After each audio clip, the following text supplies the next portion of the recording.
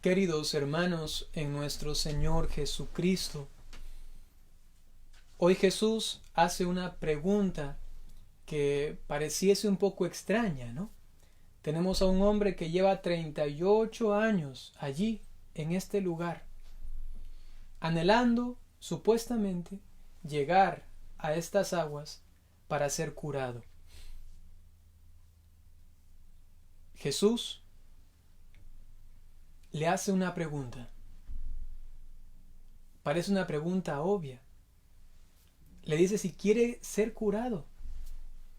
Normalmente cuando uno ve a una persona que está en una situación así, le resulta obvio, ¿no? Por supuesto, si estoy enfermo, quiero ser curado, ¿no? Si tengo una crisis económica, quiero salir de esa crisis, ¿no? Si tengo un problema, quiero solucionarlo. Pero ¿por qué Jesús le pregunta? Una respuesta absoluta obviamente no se puede dar. Es lo maravilloso del Evangelio de Juan. Cuando Jesús pregunta, cuando Jesús responde, dice palabras que no se pueden solamente encerrar en ese momento o en lo que uno entiende a primera vista, sino que hay que profundizarlo. Por eso es que San Juan se le conoce como aquel que se parece al águila. Es su símbolo justamente el águila. ¿Por qué? Porque llega muy, muy alto, ¿no? Y a la vez tiene una mirada tan profunda, ¿no? Entonces, nosotros tenemos que intentar también descubrir eso con la luz del Espíritu Santo, con la luz de los santos, de la tradición, de los padres de la iglesia, del catecismo, ¿no? Y entonces podemos dar una respuesta. Y es la siguiente. Eso se une justamente a las palabras que hoy el Papa Francisco en su misa en la mañana en el Vaticano daba, ¿no? Y él decía que este hombre estaba en un estado de pereza, en un estado de quietud negativa, ¿no? Estaba solamente allí. Y se puede entender esto de la siguiente manera, ¿no? Cuando Jesús pregunta, ¿quieres quedar sano? Claro, las demás personas todas pensaban que eso era obvio, pero no puede ser que quizá este hombre se había acostumbrado tanto a estar así que no quería estar sano. Imagínense, son 38 años. No pudo en esos 38 años buscar a alguien, a un amigo, un conocido, a alguien por allí, suplicarle que le lleve, ¿no? Porque dice el texto que él siempre intentaba llegar de alguna manera, ¿no? Quizá realmente no quería llegar. Quizá nos resulta extraño esto, pero no es tan extraño. Hay personas, por ejemplo, que no quieren salir de una situación negativa, por ejemplo, del odio. Hay personas que odian y no quieren dejar de odiar. Aparentemente, todos sabemos que odiar está mal, que esta persona que odia debería querer salir del odio, pero suele suceder que a muchas personas el odio, de alguna manera, aun cuando es negativo, les ayuda, pero más le hace mal después, ¿no? Pero les ayuda en ese momento, por ejemplo, a decir, por este odio, porque yo me separé, digamos, de esta persona, de este novio, de este amigo, ahora le voy a demostrar a él que yo puedo hacerlo solito, lo puedo hacer solita, ¿no? Y entonces, en base a este odio, una persona quiere superarse, ¿no? ¿Para qué? Para luego humillarlo. Esa persona no quiere sanarse del odio. Hay personas que no quieren sanarse, por ejemplo, de la ignorancia.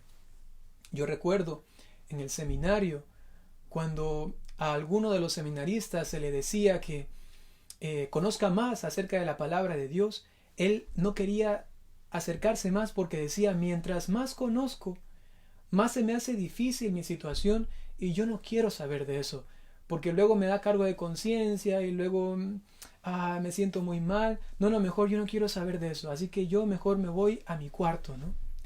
¿Te imaginas? Tampoco a veces queremos salir de la ignorancia. A veces nos da temor conocer, porque cuando ya conozco es más difícil, algunos dicen, ¿no? Hay personas que se quedan también paralizados, no quieren salir ¿de qué? De la situación social, de la situación inclusive familiar y personal, sobre todo del pecado. Hay personas que tienen algún pecado allí y están como paralizados en ese pecado. Lo tengo, pero bueno, ya me aprendo a entender a mí mismo, me aprendo a consolar a mí mismo, a justificarme, y estoy allí que le sobo a mi pecado, ¿no? Está bien ahí, ahí estamos bien, bueno, ya somos así, así vamos a andar los dos juntos, mi pecado y yo y mi pecado, ¿no? Y queda en una especie de parálisis. Y por último, para unir a la figura, a la persona, al santo Romero, podemos decir lo siguiente: hay también situaciones sociales que a nosotros no nos gusta afrontar o hacer algo para cambiar. Qué pena, ¿no? Cuando alguien tiene 16 años, 17 años, va creciendo y dice, cuando ya tenga mi profesión voy a ayudar a estos, voy a ayudar al mundo entero, ¿no? Pasan unos años y su aspiración se va reduciendo. Bueno, por lo menos voy a ayudar a mi país, dice, ¿no? Y va reduciendo la aspiración a medida que pasan los años. Por lo menos a mi ciudad. Y va reduciendo la aspiración. Por lo menos a mi barrio. Y va reduciendo la aspiración. Por lo menos a mi familia. Y va reduciendo la aspiración porque cuando pensó en el mundo, cuando pensó en su país, en su ciudad, cuando pensó en su barrio, en su familia, hacer algo por ellos y no pudo hacer mucho, se fue desanimando, ¿no? Al final solamente dice, bueno, voy a hacer algo por lo menos por mí mismo, ¿no? Y cuando una persona comienza a hacer algo por sí mismo, y es lo que pasó a Monseñor Romero, si ustedes saben un poquito la historia de él, seguramente, ¿no? Sobre todo, su mayor cambio, su mayor conversión era sobre todo la personal, y esto le llevó a hacer un cambio nacional, ¿no? Un cambio social. Pero ¿por dónde comienza? Por la persona. Y es verdad, muchas veces nosotros queremos hacer muchos cambios por fuera, ¿no? Pero ¿por qué no buscamos primero la parálisis que tenemos nosotros para cambiar eso? Y así comienza luego una familia, luego una sociedad, un barrio, luego una ciudad, luego todo un país. Monseñor Romero no se quedó en la parálisis de una sociedad que se encontraba en una situación tan conflictiva, sino que él más bien dijo, bueno, obviamente, primero yo. Monseñor Romero se levantaba a las 5 de la mañana a hacer oración, rezaba algunos rosarios diarios, los 3 o los 4 al día, ¿no? Tenía adoración al Santísimo, celebraba la misa, predicaba con fuego, las preparaba muy bien. Era un pastor que iba a la gente, que los visitaba, que se encontraba con ellos, que se tenía que hacer inclusive una especie de relajo entre los obispos, porque no todos le apoyaban, pues él tenía que poner allí su pie firme, realmente su cara, inclusive aunque los demás le vean mal, con tal de que él defienda los derechos primeros de Dios y también de su pueblo, ¿no? Y al final, todos sabemos su historia, él murió justamente por no quedarse ahí en esa parálisis. Podía haber dicho, bueno, así es la ciudad, así son los fieles, así es el país, ahí nos quedamos. Seguramente vendrá alguien más a hacer algo, ¿no?